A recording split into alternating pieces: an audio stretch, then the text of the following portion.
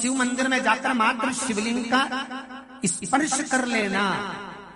आप में से कितने लोग हैं जो शंकर जी के मंदिर में जाकर चंदन की 3 उंगलियां शिवलिंग पर घुमाते हैं? घुमाते हो ना शिवलिंग पर 3 उंगली? तो ये 3 उंगली घुमाने का फल क्या है?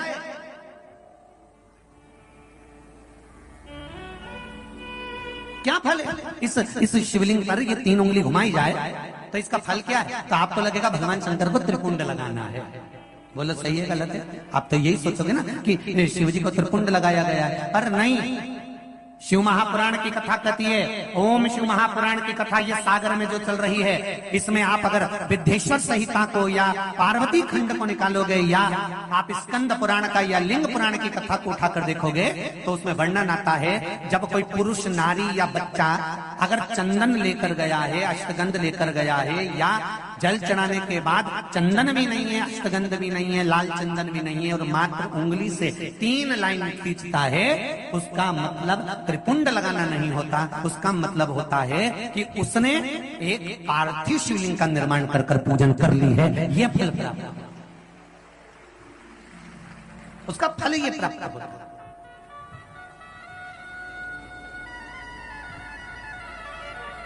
अब आप तो अभी तक सोचते थे कि हमने तो चंदन लगा दिया है, हम तो भगवान को चंदन की लाइन खींच ली, हम भगवान को त्रिपुंड बनाकर आए। त्रिपुंड नहीं,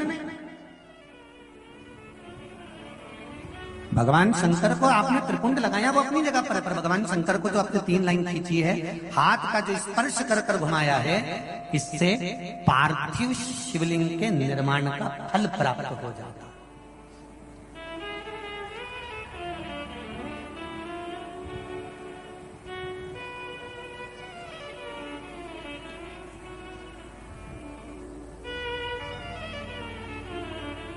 विशेष जब कामना रहती है, विशेष कामना, आज आपका मन कर गया 108 चावल के दाने मेरे को शिव जी को चढ़ाना,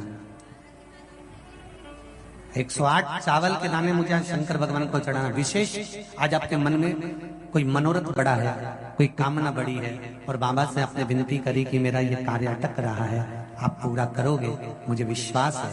108 चावल के दाने चढ़ाना है। आपने चंदन लगाया, हाथ की हथेली पर 108 चावल के दाने जो घर से गिनकर लेकर गए हो उसको हथेली में रखा। एक एक चावल का दाना नहीं चढ़ाया, हथेली में रखकर जो विशेष कामना, जैसे किसी कर्मकांडी ब्राह्मण से पूछा जाए पूजन होने के बाद में विशेष अर्घ दिया जाता है, विशेष अर्घ,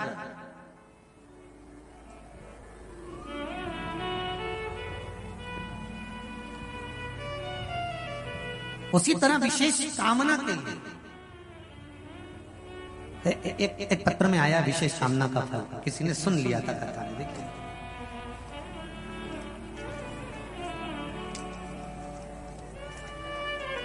गुरुजी शिव महापुराण की कथा 4 महीने से टीवी पर सुन रही हूं। मेरे छोटे भाई की शादी 5-6 साल से नहीं हो पा रही थी, तब आपने कथा में पशुपति व्रत के बारे में बताया था, अक्षत की पूर्णता के बारे में बताया था। मैंने मेरे भाई के लिए करा और बाबा की कृपा से मेरे भाई की शादी 26 जून की है। मैं शिव बाबा को पत्रिका देने के लिए आया, निमंत्रण पत्र भी है, पत्रिका भी साथ। विशेष अर्घ की महत्वता जैसे है उसी तरह अक्षत की महत्व विशेष। 108 अक्षत के दाने हाथ में हो और आपकी कामना कर कर जिस कार्य के लिए आपने बाबा को आज स्पर्श किया है, हाथ में लेकर जहां आपने चंदन लगाया है उसी जगह पर हथेली से बाबा को चंदन वाले स्थान पर उस 108 चावल के दाने को रख देना चाहिए, छोड़ देना चाहिए या लगा देना चाहिए। विशेष अर्घ का महत्व किसी कर्मकांडी ब्राह्मण से अवश्य पूछना कि उसका फल क्या है। विशेष अक्षत का महत्व शिव महापुराण की कथा का विशेष। अब आपका समर्पण, आप जो देवाधिदेव महादेव को समर्पण कर रहे हो, भगवान शंकर की आराधना कर रहे हो, भगवान शिव की स्तुति कर रहे हो, भगवान शंकर के स्मरण में लगे हुए हो, उसका एक महत्व, उसका एक सुख। शिव पुराण कर रहे हैं 108 चावल के दाने लेकर, तो यहां मात्र स्पर्श की मूलता कर दी। ध्यान रखिएगा। तो जो पत्र लिखे हैं और पत्र में उन्होंने लिखा कि हमारे यहाँ हमने ऐसा सुना है कि शिवलिंग, गर्भवती नारी शिवलिंग का स्पर्श या शिवलिंग की पूजन नहीं कर सकती, तो उसको कृष्णेश्वर महादेव, 12 ज्योतिर्लिंग में से एक ज्योतिर्लिंग है कृष्णेश्वर महादेव। कृष्णेश्वर महादेव की पूर्ण कथा का स्मरण कराइएगा कि स्वयं सुधर्म नाम का ब्राह्मण अपनी पत्नी से कह रहे हैं कि अगर अब आपसे बालू का शिवलिंग नहीं बनता, मिट्टी का शिवलिंग नहीं बनता, तो एक काम करिए, अब आप बालू के शिवलिंग की जगह, मिट्टी के शिवलिंग की जगह, पार्थिव शिवलिंग की जगह एक काम करना कि आप किसी मंदिर में जाकर शिवलिंग का मात्र स्पर्श कर लेना, भी केवल स्पर्श कर लेना भी पार्थिव शिवलिंग के निर्माण का फल है। केवल स्पर्श।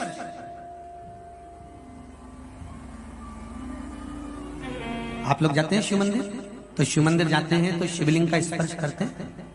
जम के तो बोलो जरा, करते हो सब लोग? तो शिवलिंग का मात्र स्पर्श, केवल छूना नहीं है। स्पर्श का मतलब होता है शंकर भगवान को आप चंदन ले गए हो कि नहीं ले गए हो, अष्टगंध ले गए हो कि नहीं ले गए हो, पर ये तो मुझे विश्वास है कि एक लोटा जल लेकर जरूर जाते हो। जल चढ़ाने के बाद भी अगर आप 3 उंगलियां शिवलिंग पर अगर मात्र घुमा देते हो, तो समझ लो कि आप प्रतिदिन पार्थिव शिवलिंग का निर्माण कर रहे हो और शिवलिंग की पूजन कर रहे हो। प्रतिदिन आप शिवलिंग का स्पर्श मात्र घुमाने पर ही पार्थिव शिवलिंग का निर्माण कर रहे हो।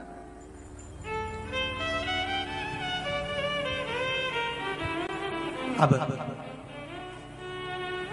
जिसके मन में संशय है कि शिव जी का गर्भवती नारी पूजन ना करे, और ऐसा जिसने बताया है ना, तो उसको जरूर एक बार पकड़ के लेकर आना और बताना कि भाई कौन सी पुराण में किस जगह लिखा है कि ये शिवलिंग का यहाँ पर दर्शन नहीं करना चाहिए, उसका वर्णन होना चाहिए। अगर शिव महापुराण की कथा में से कोई भी चीज चढ़ाने की बात करते हैं, जैसे काली मिर्ची चढ़ाने का बोला, तो उसका भी प्रमाण शिव महापुराण में है। आप छाट सकते हो, निकाल सकते हो, देख सकते हो। गेहूं के दाने का प्रमाण शिव महापुराण में है। अरहर की दाल का प्रमाण शिव महापुराण में है। दुर्वा के जल का प्रमाण शिव महापुराण में है। डाब के प्रमाण शिव महापुराण में है। चावल का प्रमाण शिव महापुराण में है। कौन कौन सी चीजों से भगवान शंकर के शिवलिंग का निर्माण होता है, यहां तक वर्णन करा गया कि भस्म से निर्मित शिवलिंग का भी पूजन हमारे यहां शिव महापुराण में वर्णन।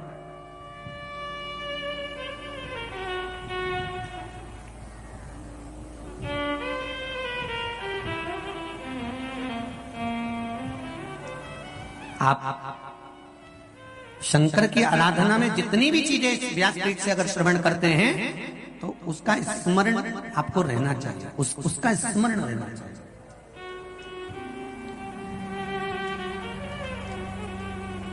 महाराज